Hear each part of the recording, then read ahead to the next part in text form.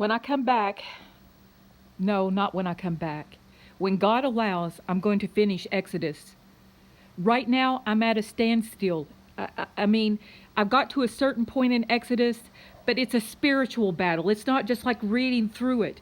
It's like there's something God is doing in the second heaven from the third heaven. It's the weirdest thing. I can't even explain it. But I'm going to come on. I'm going to try to read some Psalms, and I'm not sure where God's going with this next. I mean, He don't let me in on all these plans, and He certainly ain't going to let Satan in on it. But I got to, I think I read to 12. I have to check. But until God gives me the leave, until that cloud moves up in the air, like He moved over, that's when the Israelites knew that they could move, is when they had the cloud to move them by day or the pillory fire by night. Until I get one of those, I ain't moving.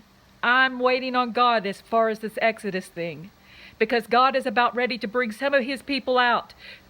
Some of His people who were trapped into Satanism. Some of these people who thought there was no hope for them.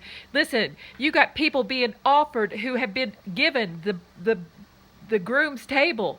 They were seated, nearly seated at the table, and they turned back and serving Satan now.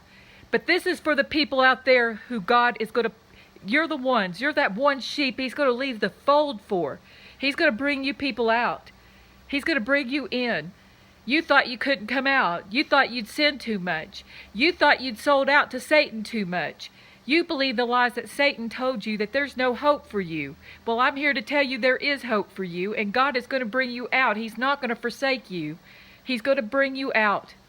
And out of heaven will come a great big glorious light of Christ Jesus of Nazareth to shine upon you, and you will see and understand the gospel clearly in a way that you never could understand before.